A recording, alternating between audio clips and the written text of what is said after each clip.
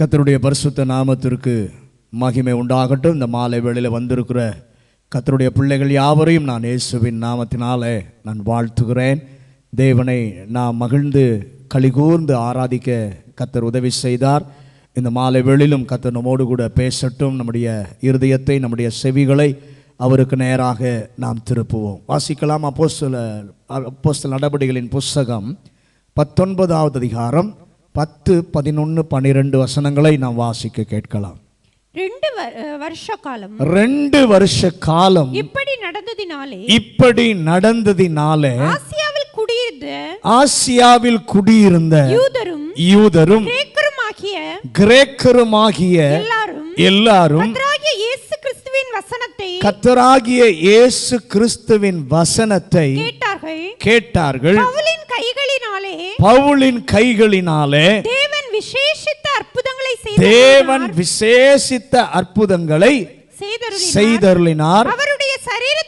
அவனுடைய சரீரத்திலிருந்து உருமால்களையும் கச்சைகளையும் கொண்டு வந்து வியாதிக்காரர் மேல் போட வியாதிகள் அவர்களை விட்டு நீங்கி போயின.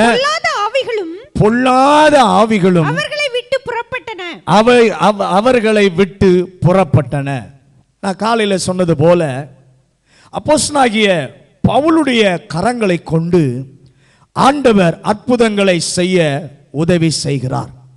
அப்போஸ்தலனாகிய பவுல் எளிய முறையிலே அவர்களுக்கு சொல்லிக் கொடுக்கிறான் அல்லது பிரசங்கம் பண்ணுகிறான். ஆனால் ஆண்டவரோ எதிர்பாராத பலனை கர்த்தர் தந்தார். முதல் முறை அப்போஸ்தலனாகிய பவுல் அங்கே வந்தபோது எல்லாரும் கேட்குறாங்க, இங்கே நீர் இரும், எங்களுக்கு போதியும் என்று சொன்னபோது அவன் அதை ஏற்றுக்கொள்ளவில்லை. ஆனால் 2வது முறை கர்த்தருடைய சித்தத்தின்படி கர்த்தருடைய நேரத்திலே அப்போஸ்தலனாகிய பவுல் எபேசுவுக்கு மறுபடியும் வரும்பொழுது கர்த்தர் எதிர்பாராத நினையாத அற்புதங்களை கர்த்தர் செய்கிறார்.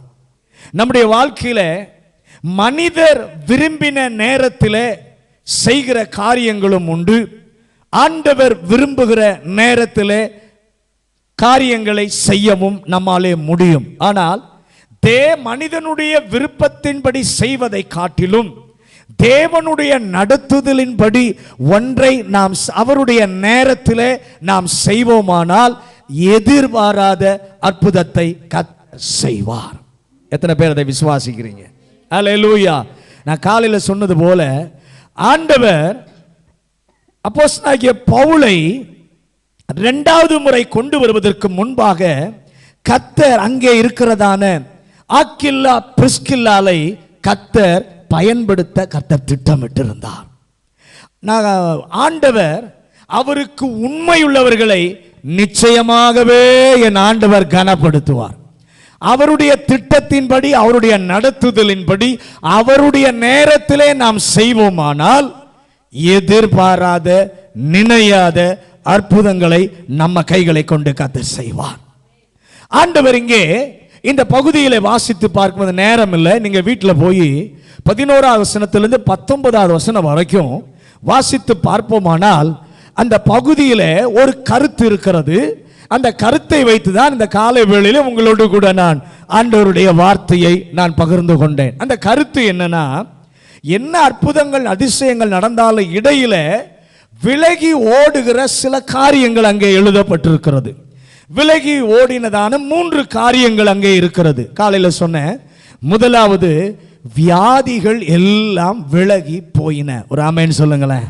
முதலாவது, ஆண்டவருடைய பிரசன்னம் வியாதிகளை விலகி ஓட செய்யும். 2வது, அங்கே பார்க்கும் பொழுது அசுத்த ஆவிகள் எல்லாம் விலகி ஓட கர்த்தர் செய்தார். 3வது பார்க்கும்போது அந்த வசனத்தை கொஞ்சம் வாசிங்க. 16வது வசனம், அப்போஸ்தலர் நடபடிகள் 19வது அதிகாரம் 16வது வசனம். பொல்லாத ஆவியை உடைய மனுஷன் அவர்கள் மேல் பாய்ந்து பலாத்காரம் பண்ணி அவர்களை மேற்கொள்ள அவர்கள் நிர்வாணிகளும் காயப்பட்டவர்களுமாகி அந்த வீட்டை விட்டு ஓடி போனார்கள். இங்க நல்ல கவனிங்க, வியாதியும் ஓடல, விலகி ஓடல, அசுத்தாவியும் விலகி ஓடல, மூணாவது விலகி ஓடினது மனிதர்கள். அல்லேலூயா.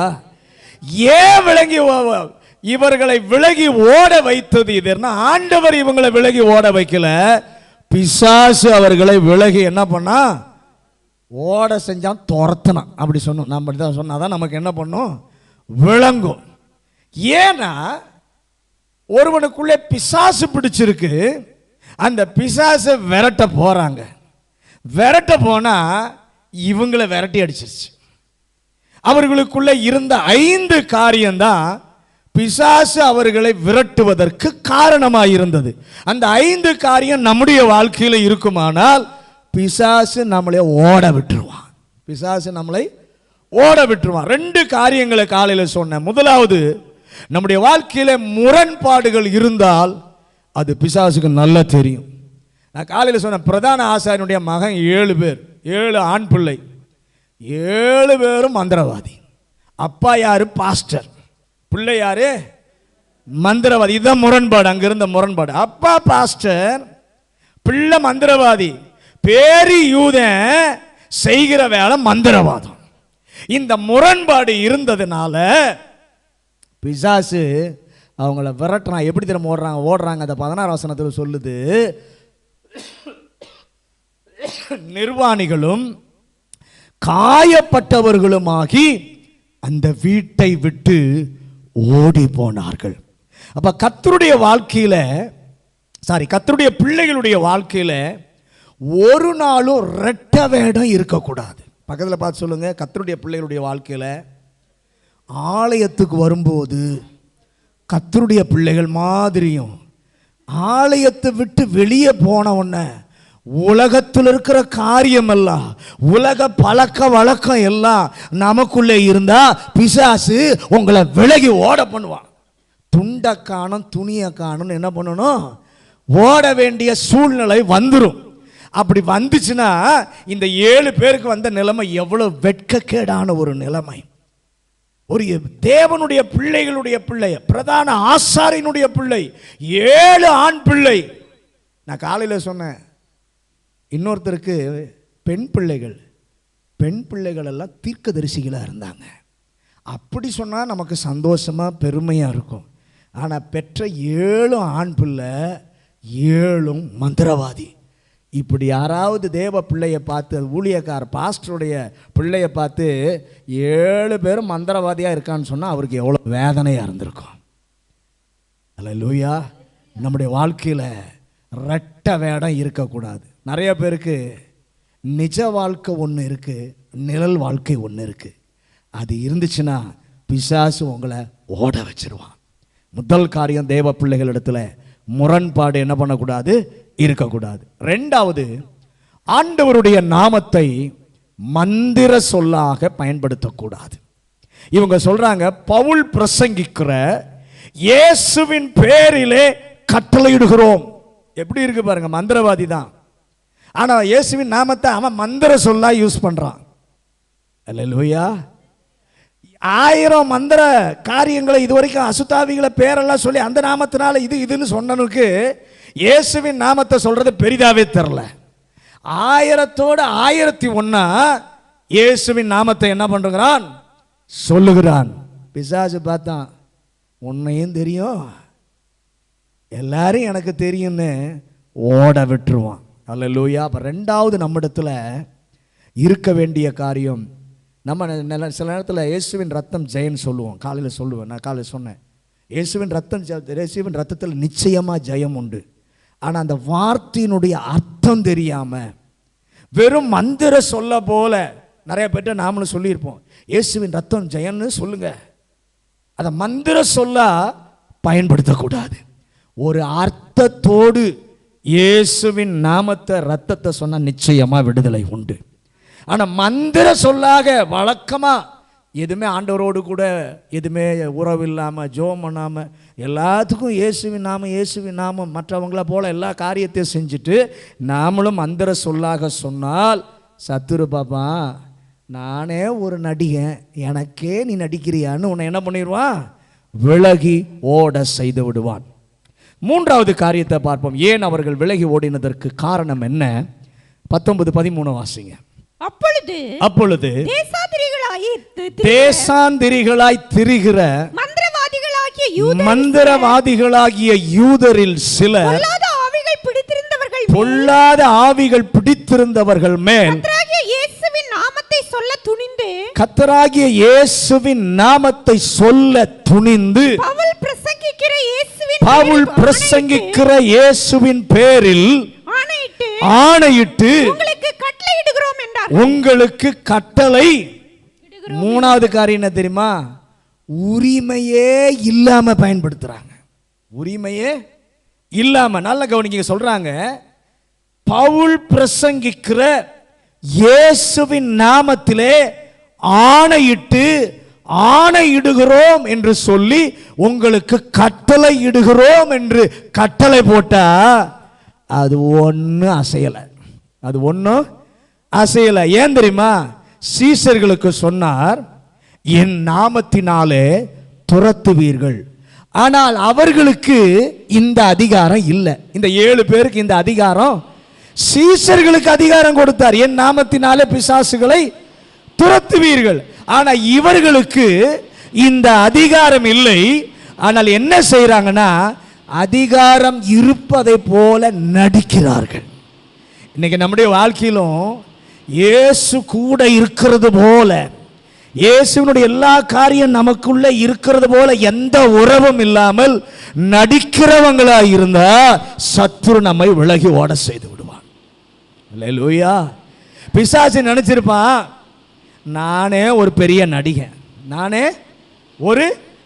நடிகைன்னு சொல்ல போனா உங்களை நடிக்க வைக்கிறதே நானு.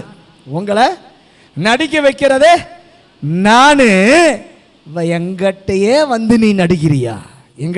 நீ நடிக்கிறியா? அத்தனை பேரையும் நான் நடிக்க வச்சிட்டு இருக்கேன், எனக்கு முன்னாடி வந்து நீ எனக்கே நடிச்சு காண்பிக்கிறாயா என்று அவன் துரத்தி விடுவான். ஆண்டவரே, ஒரு நிமிஷம் எல்லாரும், ஆண்டவரே, எந்த ஒரு காரியத்தை செய்தாலும் நாங்கள் போலியாக செய்யாதபடி எங்களை காத்துக்கொள்ளும். இல்லாத ஒன்றை இருப்பதை போல நினைத்து நாங்கள் செயல்படாதபடி எங்களை கர்த்தர் காத்துக்கொள்ளும் ஐயா. ஒரு நாள் எந்த ஒரு காரியத்தை தேவனோட ஐக்கியம் இல்லாமல், உறவு இல்லாமல், போலியாக நாங்கள் எதையும் செய்யாதபடி எங்களை காத்துக்கொள்ளும் ஆண்டவரே. நல்ல கவனிங்க, ஆணையிடம் இடுகிற அதிகாரம் அவங்களுக்கு இல்லை. ஆணையிடுகிற அதிகாரத்தை சீஷர்களுக்கும் ஆண்டவர் தம்முடைய பிள்ளைகளுக்கும் கொடுத்தார். ஆனா இவங்களுக்கு ஆணையிடுகிற அதிகாரமே இல்லை. அதிகாரமே இல்லாம ஆணையிட்டதுனால பிசாசு பார்க்குறான், உனக்கு ஆணையிடுறதுக்கு அதிகாரமே இல்லை, நீ அதிகாரம் உடையவன போல வந்து மிரட்டுறியா அப்படின்னு அவன் துரத்தி விட்டுருவான். சில நேரத்தில் ஆண்டவருடைய ரட்சிக்கப்பட்ட பிள்ளைகளுடைய வாழ்க்கையிலும் இது என்ன பண்ணும், நடக்கும். ஆகவே கிருபையை, ஆண்டவர் கொடுக்கிற கிருபையை சார்ந்து அவரோடுக்குள்ள உள்ள உறவிலே இருந்து அவர் கொடுத்த அதிகாரத்தை நாம் பயன்படுத்துவோமானால் பிசாசு ஓடுவான். யாத்திராகமம் 7ஆம் அதிகாரம் 11வது வசனத்தையும் 8வது அதிகாரம் 22வது வசனத்தையும் வாசிங்க. அப்பொழுது பார்வோன் சாஸ்திரிகளையும் சூனியக்காரரையும் அழைப்பித்தான். எகிப்தின் மந்திரவாதிகளும் தங்கள் மந்திர வித்தையினால் அப்படி செய்தார்கள். 8:22 பூமியின் நடுவில் தான் நானே கர்த்தர் என்பதை நீ அறியும்படி என் ஜனங்கள் இருக்கிற கோசேன் நாட்டில் அந்நாளிலே வண்டுகள் வராதபடிக்கு அந்த நாட்டை விசேஷப்படுத்தி. நல்ல கவனிங்க, மோசே ஆரோன் இருவரும் அற்புதம் செய்கிறார்கள். செய்த உடனே இதை பார்வோன் பார்க்கிறான். பார்த்த உடனே அவன் நினைக்கிறான், எனக்கும் மந்திரவாதிகள் இருக்கிறார்கள், அவர்கள் வரட்டும். அவர்களும் வருகிறார்கள், கோலை போடுகிறார்கள், சர்ப்பமாகிறது. அவர்களும் அடிக்கிறார்கள், தண்ணீர் இரத்தமாகிறது. அவர்களாலையும் அதை செய்ய முடிந்தது. உடனே அவன் நினைத்தான், ஓகே ஓகே எல்லாம் சரியா போயிட்டு இருக்கு, இவங்க செய்யறத என்னுடைய ஆட்களும் என்ன பண்றாங்க, செய்யறாங்க, என்னுடைய மந்திரவாதிகளும் செய்கிறார்கள் என்று சொல்லி இவர்களை நாம மேற்கொண்டு விடலாம், இவர்களை ஜெயித்து விடலாம் என்று நினைத்தால் ஒரு கட்டத்திற்கு மேல அவர்களாலே முடியாமல் போனது. ஒரு அல்லேலூயா சொல்லுங்களேன். சில நேரத்தில் ஆண்டவருடைய பிள்ளை செய்கிற அற்புதத்தை பிசாசினுடைய வல்லமையும் சில காரியங்களை செய்யும், ஆனால் ஒரு லெவலுக்கு தான், அதற்கு மேலே அதனால ஒன்று என்ன பண்ண முடியாது, செய்ய முடியாது. உடனே பார்வோன் அந்த நேரத்தில் என்ன செஞ்சிருக்கணும், மனம் திரும்பி இருக்கணும், அப்படி தானே? மனம் திரும்பி ஒன்றுமே நடக்கலை, இதுக்கு ஒரு லெவலுக்கு மேலே நடக்கலைன்னு ஒன்று பார்வோன் மனம் திரும்பி ஆண்டவர்கிட்ட ஒப்பு கொடுக்கிறேன் என்று விட்டிருந்தால் நிச்சயமா நான் விசுவாசிக்கிறேன் கர்த்தர் அவனுக்கு சகாயம் செஞ்சிருப்பார். ஆனா அதற்கு பதிலாக உண்மையை ஒத்துக்கொள்ள அவனுக்கு மனம் இல்லை. ஆண்டவருடைய வல்லமை பெரியது, எங்கிட்ட இருக்க வல்லமை எல்லாம் ஒன்றும் இல்லை என்ற உண்மையை ஒத்துக்கொள்வதற்கு பதிலாக மனதை இன்னும் பார்வோன் கடினப்படுத்துகிறான். அல்லேலூயா. கடினப்படுத்தி மறுபடியும் மந்திரவாதியை செய்ய சொல்லுகிறான். மந்திரவாதிகள் கடைசியில் எல்லாம் செஞ்சாங்க, செஞ்சுட்டு 2 கரத்தையும் உயர்த்தி சரண்டர் ஆயிட்டான் மந்திரவாதி. ராஜாவே, இதுக்கு மேலே எங்களால் ஒன்றும் என்ன பண்ண முடியாது, செய்ய முடியாது, அதை எதிர்க்க முடியாது என்று சொல்லி அவர்களை விட்டு விலகி போகும்படியாய் கர்த்தர் செய்தார். அல்லேலூயா. தவளைகள் நிறைந்தது, மந்திரவாதிகளும் அதை செய்தார்கள். நடந்தது என்ன தெரியுமா? தவளையை போக்க தேவ மனுஷனால தான் முடிஞ்சது, மந்திரவாதினால தவளையை கொண்டு வர முடிஞ்சது. தவளையை போக்க மந்திரவாதிகளாலே முடியவில்லை. கர்த்தருடைய மனுஷன் ஜெபித்த பொழுதுதான் தவளைகளை கர்த்தர் அகற்றுகிறார். அல்லேலூயா. மோசே கர்த்தரிடத்தில் ஜெபித்த போது கர்த்தர் மோசேயை பயன்படுத்தி பிசாசிற்கு ஓரளவு தான் வல்லமை உண்டு, ஆனால் இவனுக்கு இருக்கிற சர்வ வல்லமை, மோசேக்குள்ளே இருக்கிற சர்வ வல்லமை அந்த மந்திரவாதிகளுக்கு கிடையாது என்பதை என் ஆண்டவர் காண்பித்தார். அல்லேலூயா. ஆனா எல்லாம் செஞ்சிட முடியாது, ஆனால் இயேசுவால எல்லாவற்றையும் செய்ய அவருக்கு வல்லமை உண்டு. 3வது காரியம், உரிமை இல்லாமல், தேவனோடு கூட உரிமை இல்லாமல் நாம் செய்ய துணிவோமானால் விலகி ஓட செய்வான். 4வது காரியம் 13 வசனத்தை மறுபடியும் வாசிங்க. 19, 13. அப்பொழுது தேசாந்திரிகளாய் திரிகிற மந்திரவாதிகளாகிய யூதரில் சிலர் பொல்லாத ஆவிகள் பிடித்திருந்தவர்கள் மேல் கர்த்தராகிய இயேசுவின் நாமத்தை சொல்ல துணிந்து பவுல் பிரசங்கிக்கிற இயேசுவின் பேரில் ஆணையிட்டு உங்களுக்கு கட்டளையிடுகிறோம் என்றார்கள். நல்ல கவனிங்க. 3வது உரிமை இல்லாமல் செஞ்சாங்க, அதிகாரமே இல்லாமல் செஞ்சாங்க, ஓட விட்டுட்டான். 4வது என்ன தெரியுமா? அவரிடம் உறவு இல்லாமல், தேவனிடத்திலே உறவு இல்லாமல் அதிகாரம் இருப்பதை போல செய்தால் விலகி ஓட செய்வான். அல்லேலூயா. பவுல் பிரசங்கிக்கிற இயேசுவின் நாமத்திலே உனக்கு கட்டளையிடுகிறேன். அங்க இருப்பதை நான் சொல்றேன். ஆண்டவர் தன்னுடைய பிள்ளைகளுக்கு ஜெபிக்க கற்றுக் கொடுத்த போது என்ன சொன்னார்? யாரிடத்தில் கேட்கிறோமோ அவருக்கும் நமக்கும் இருக்கிற ஒரு ஒப்பற்ற உறவு. அல்லேலூயா. ஆண்டவருடைய பிள்ளைக்கும் தேவனுக்கு இருக்கிற ஒப்பற்ற உறவின் அடிப்படையில் தான் தேவன் நீ என்னிடத்தில் கேட்கும் பொழுது நான் உனக்கு தருவேன்னு சொல்றாரு. அல்லேலூயா. அவருக்கும் நமக்கும் ஒரு உறவு இருக்கணும். என் தேவனே, அவருடைய நாமத்தை என் தேவனே அப்படின்னு சொல்லி அவருடைய நாமத்தை நாம் சொல்லும் பொழுது, உறவோடு கூட சொல்லும் போது அந்த நாமத்தில் கர்த்தர் அற்புதங்களை செய்கிறார்.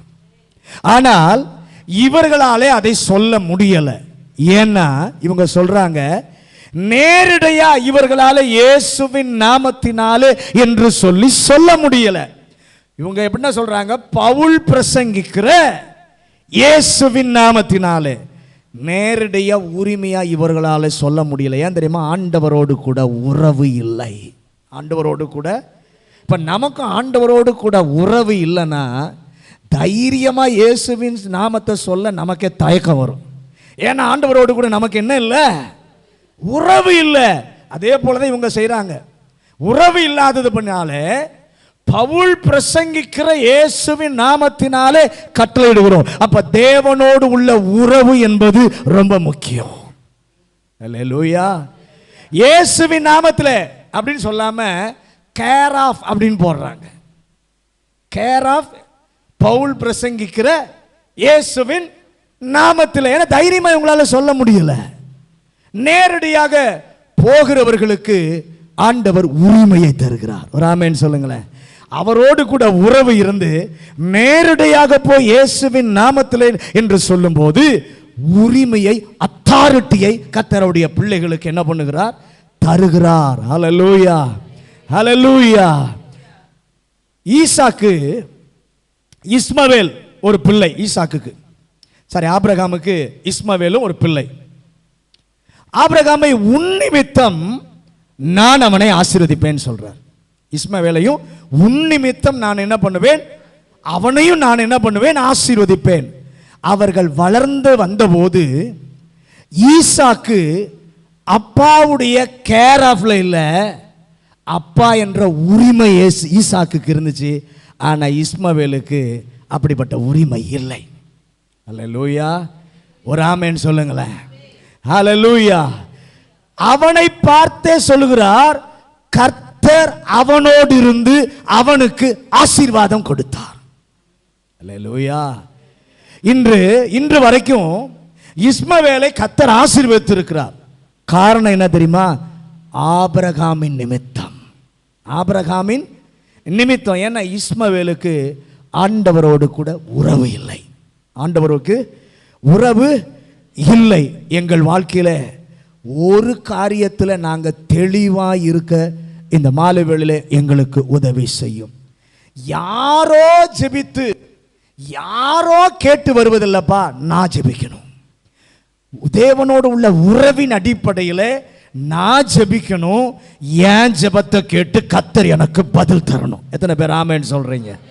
அல்லது யாரோ எனக்காக ஜெபித்ததுனால, ஏதோ ஒரு கூட்டம் எனக்காக ஜெபித்ததுனால, ஏதோ ஒரு குடும்பம் எனக்காக ஜெபித்ததுனால அல்ல, நானே நேரடியாய் உம்மோடு உள்ள உறவின் அடிப்படையில் நான் கேட்கும் பொழுது எனக்கு நீர் அதை செய்கிறேன்.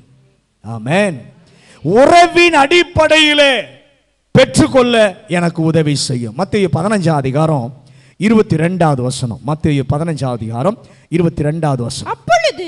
அப்பொழுது அந்த திசைகளில் குடியிருக்கிற கானானிய ஸ்திரீ ஒருத்தி அவரிடத்தில் வந்து ஆண்டவரே, தாவீதின் குமாரனே, எனக்கு இரங்கும்,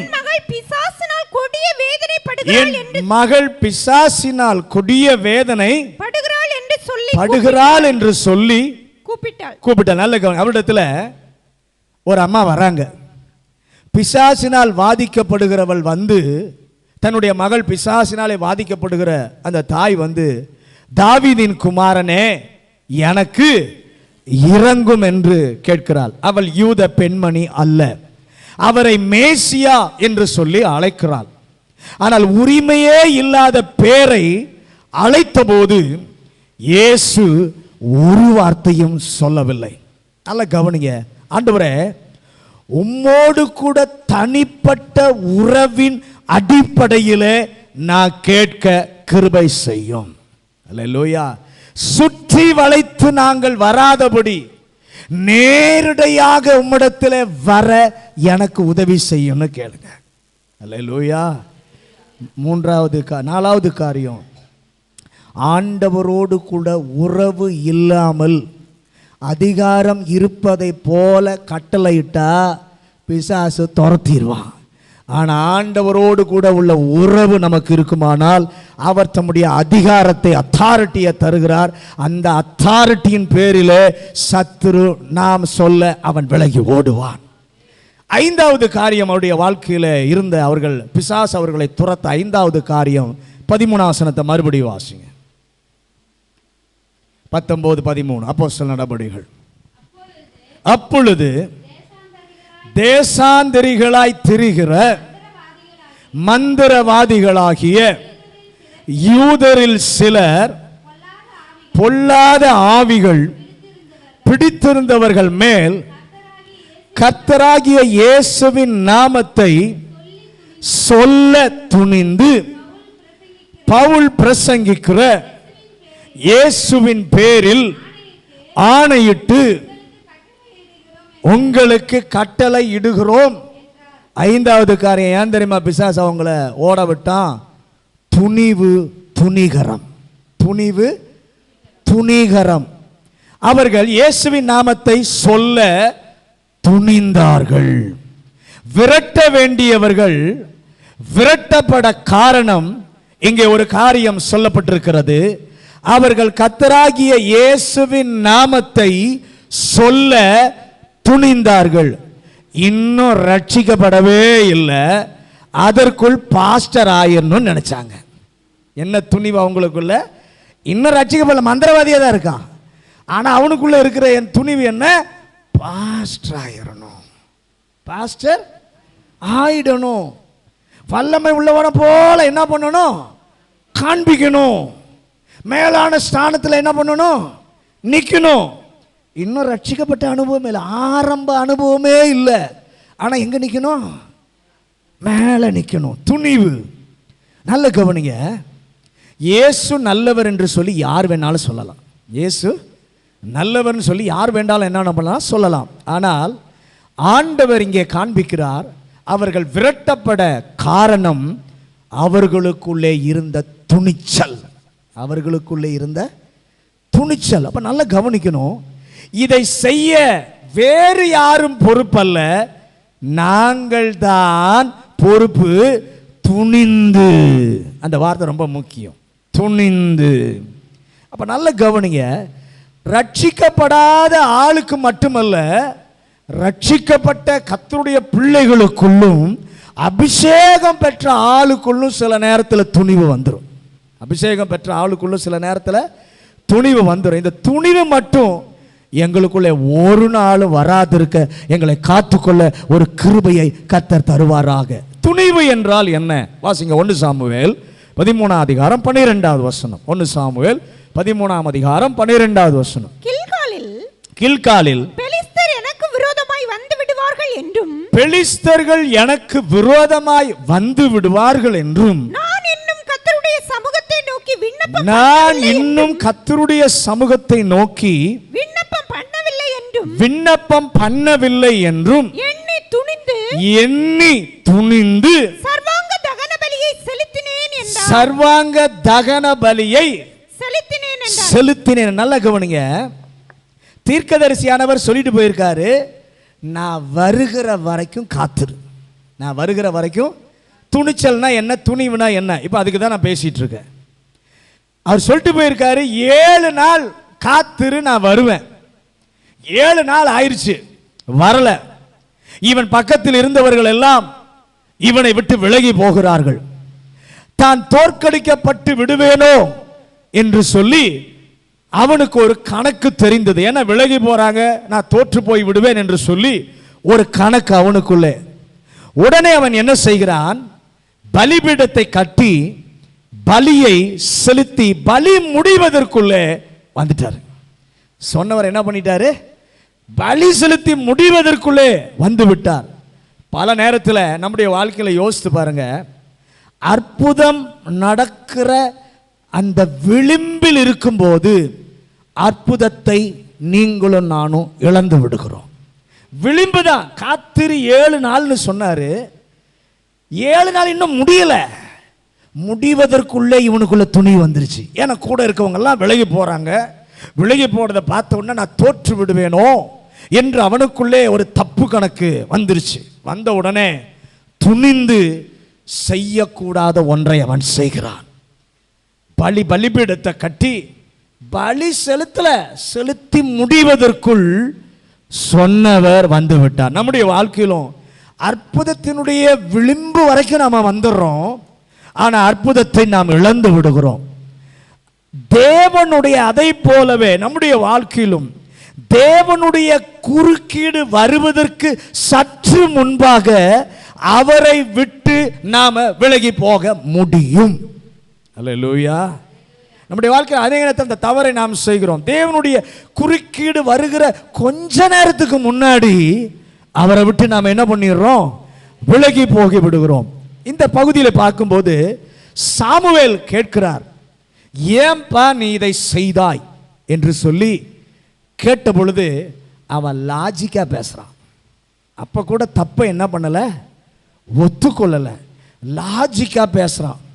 நீர் வருவீர் என்று சொன்னீர், 7 நாள் காத்திருந்தேன், யுத்தம் ஆரம்பித்து விட்டது, என் கூட இருக்கவங்க எல்லாம் விலகி போக ஆரம்பிச்சிட்டாங்க, நான் இருக்கிற இடத்துல நீரும் இருந்திருப்பீர் என்று சொன்னால் நீரும் அப்படிதான் செய்திருப்பீர் என்று சொல்லி லாஜிக் பேசுறான். நல்ல கவனிங்க, அப்படி சொல்லாம அவன் சொல்றான். பார்த்தான், பொறுப்பு என்ன, ராஜாவாக மாற்றிவிட்டீர், தேசத்தை பாதுகாக்கணும் என்று ரொம்ப லாஜிக்கா அவன் பேசுறான். என்ன ராஜாவாக்கிட்டீர், இந்த தேசத்தை நான் காக்கணும், அதுக்காக தான் நான் செஞ்சேன் அப்படின்னு லாஜிக்கா பேசுறான். அந்த நேரத்தில் ஒரு வார்த்தை சேர்த்து சொல்லுகிறான், நான் துணிந்து பலி செலுத்தினேன். அல்லேலூயா. நீ அதை செய்யக்கூடாது, அப்படி இருக்க எப்படி அதை செய்தாய்? அவன் சொல்றான், என் மனசுல ஒரு தைரியம் வந்துட்டு, என் மனசுல ஒரு துணிச்சல் வந்துருச்சு, அதனால இதை நான் செஞ்சேன். 2 சாமுவேல் 6 அதிகாரம் 7வது வசனத்தை வாசிங்க. 2 சாமுவேல் 6 அதிகாரம் 7வது வசனம். அப்பொழுது கர்த்தருக்கு ஊசாவின் மேல் கோபம் உண்டது. ஊசாவின் மேல் கோபம் உண்டது.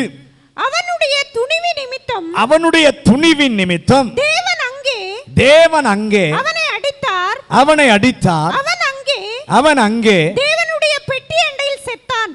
நல்ல கவனிங்க, முதல்ல பார்த்தோம் 7 நாள் காத்திரு நான் வருவேன்னு சொன்னாரு, காத்திருக்கல, துணிந்து பலி செலுத்த. அவனுக்கு நடந்த சம்பவம் எல்லாம் நமக்கு நல்லா தெரியும்.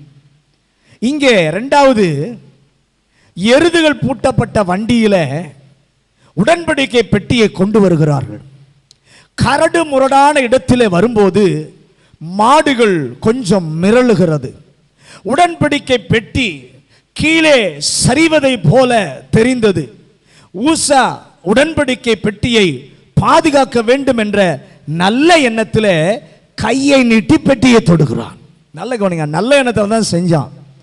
ஆனா ஊசாவினுடைய துணிவின் நிமித்தம் கர்த்தர் அவனை அடித்தார். அல்லேலூயா. நல்லதை செய்வதற்கு கூட ஆண்டவர் சொல்லி இருந்தா தான் செய்யணும். நல்லதை செய்வதற்கு கூட ஆண்டவர் சொல்லி இருந்தார். ஏன்னா ஆண்டவர் ஏற்கனவே சொல்லி இருந்தார். என்ன சொல்லி இருந்தார்? உடன்படிக்கை பெட்டியை தூக்குவதற்கென்று அபிஷேகிக்கப்பட்ட ஆசாரியர்களை தவிர வேறு யாரும் அதை சுமக்க கூடாது. அதுவும் அந்த பெட்டியினுடைய 4 மூலையிலும் வளையம் இருக்கும். அதுக்குள்ள நம்ம பாஷையில் சொன்னா குச்சியை சொருவி 4 பேர் அதை என்ன பண்ணணும், சுமந்து கொண்டு போகணும். அதுதான் ஆண்டவர் கொடுத்த கட்டளை. இவன் பெட்டி கீழே உழ போகுது, விழக்கூடாதுன்னு நல்ல எண்ணத்துல ஆண்டவருடைய வார்த்தையை மீறி துணிந்து தொட்ட போது கர்த்தர் அடித்தார். அல்லேலூயா, ஹல்லேலூயா. ஏன்னா ஊசாக்கு நல்லா தெரியும், ஆசாரியர் தவிர யாரும் தொடக்கூடாதுன்றது ஊசாவுக்கு நல்ல தெரியும். தெரிந்து துணிந்து பதறி போய் ஊசா செய்தான். ஆண்டவருக்கு செய்வதாக நினைத்து அவன் செய்தான். கர்த்தர் அதை அப்ரூவ் பண்ணவே இல்லை. அவன் செய்ததை கர்த்தர் என்ன பண்ணல, ஏற்றுக்கொள்ளவே, தொடர்ந்து செய்ய விடல.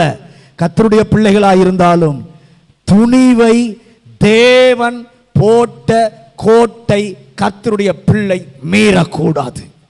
அல்லேலூயா. கர்த்தர் அந்த போட்ட கோட்டை கர்த்தருடைய பிள்ளை மீறி வருவதை என் ஆண்டவர் விரும்புவதில்லை, அதை ஏற்றுக்கொள்வதில்லை. கடைசி காலத்தின் அடையாளங்கள் என்ன? 2 தீமோத்தேயு 3 அதிகாரம் 4 வசனத்தை வாசிங்க. 2 தீமோத்தேயு 3 அதிகாரம் 4 வசனம். துரோகிகளாயும் துணிகரம் உள்ளவர்களாகவும் இருமாப்புள்ளவர்களாகவும்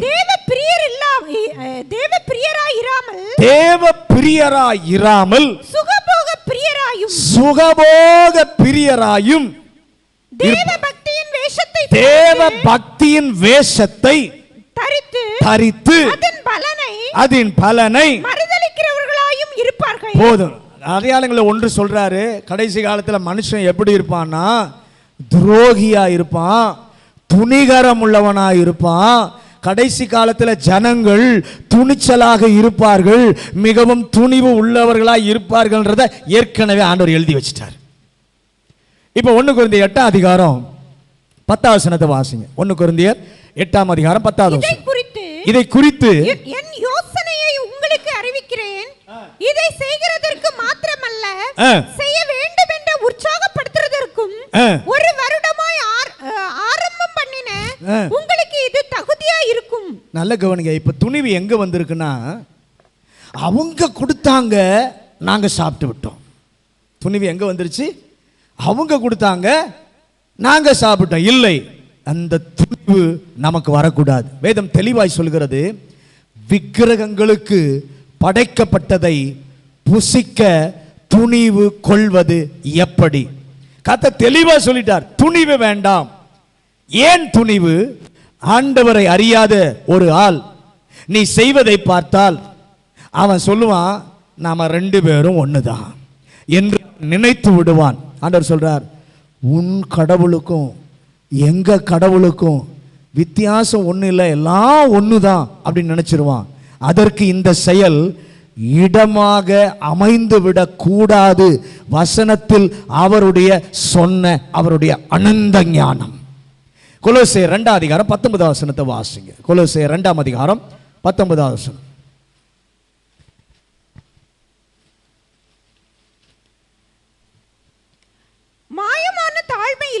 மாயமான தாழ்மையிலும் தேவ தூதர்களுக்கு செய்யும் ஆராதனையிலும்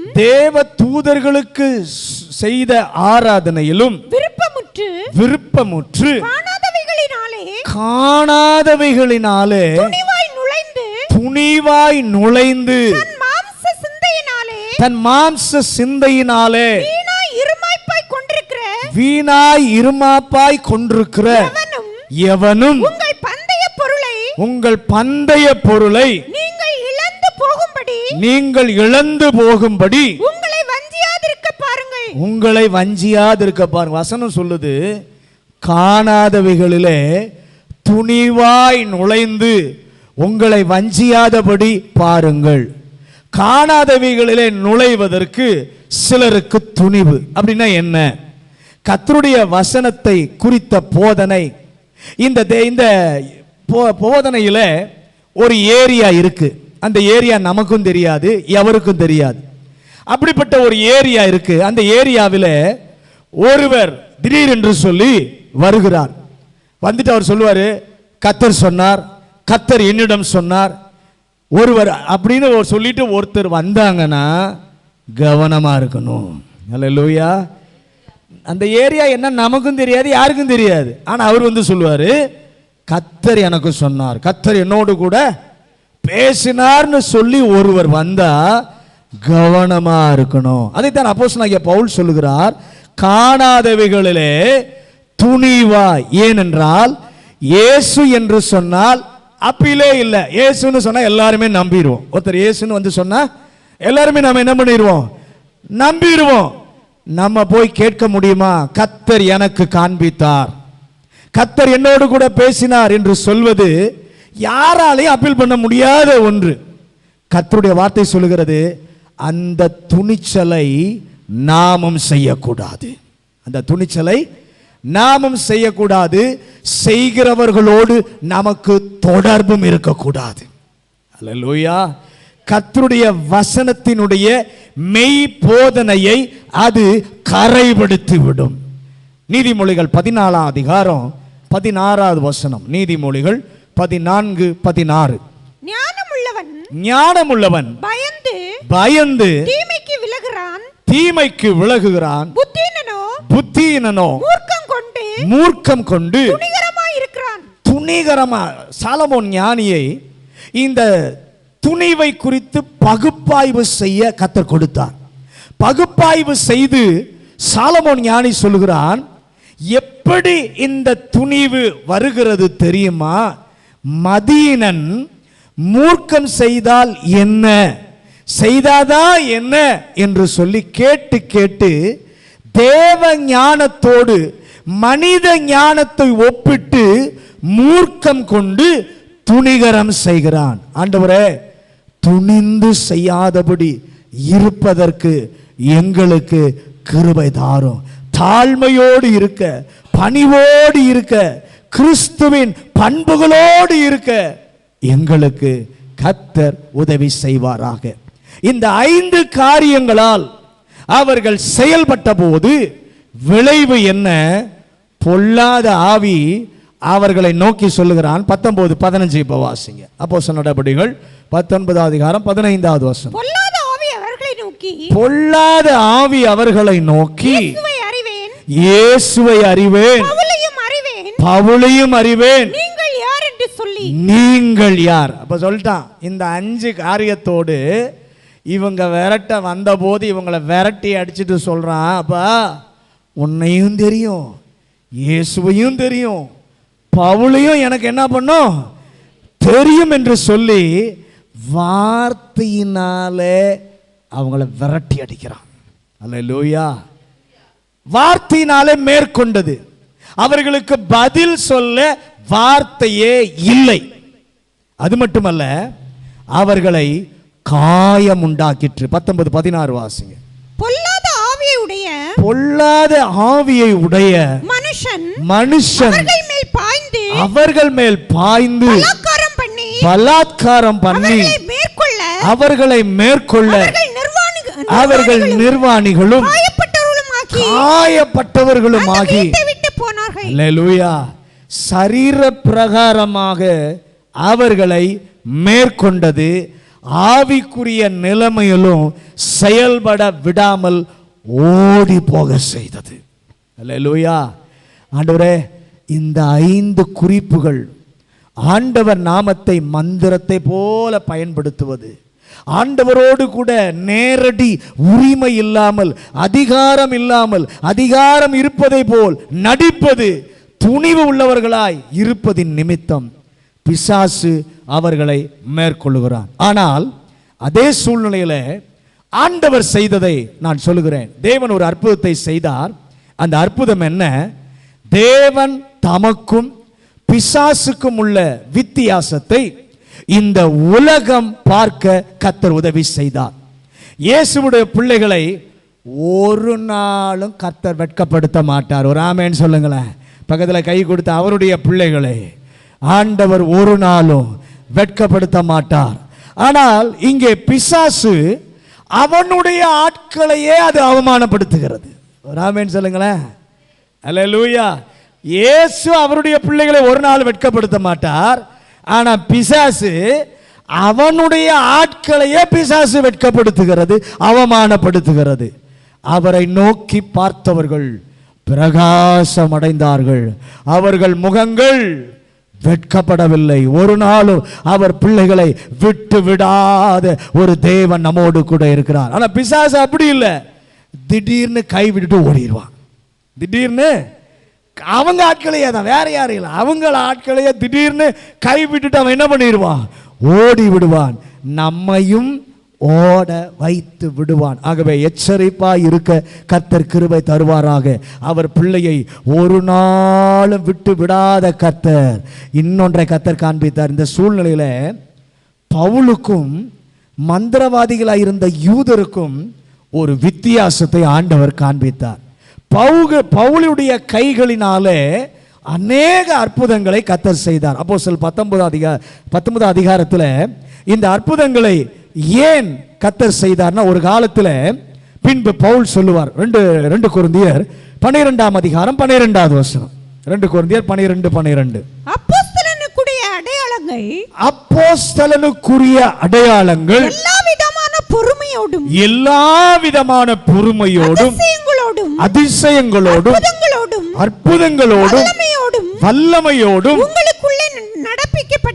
உங்களுக்குள்ளே நடப்பிக்கப்பட்டதே. அல்லேலூயா.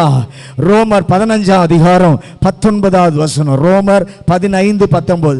இப்படி எருசலேம் துவங்கி சுற்றிலும் இல்கியம் தேசம் வரைக்கும் இயேசுவின் சுவிசேஷம் பூரணமாய் பிரசங்கித்திருக்கிறேன். நல்ல கவனிங்க. அவனுக்கு ஒன்றும் நான் குறைந்தவன் அல்ல. அப்போஸ்தலரை போல நானும் ஒரு அப்போஸ்தலன் தான். அவனுடைய சாட்சியிலே இதை கலந்து கொள்ள கர்த்தர் உதவி செய்தார். இதை அறிந்த நாங்கள் பிசாசினாலே அவமானப்படாதபடி கர்த்தர் எங்களை காத்துக்கொள்ளுவீராக.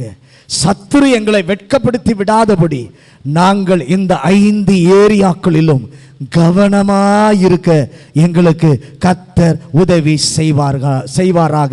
அவர்கள் செய்த தவறை நாமும் செய்யக்கூடாது. 2 காரியத்தை வேகமா சொல்றேன்.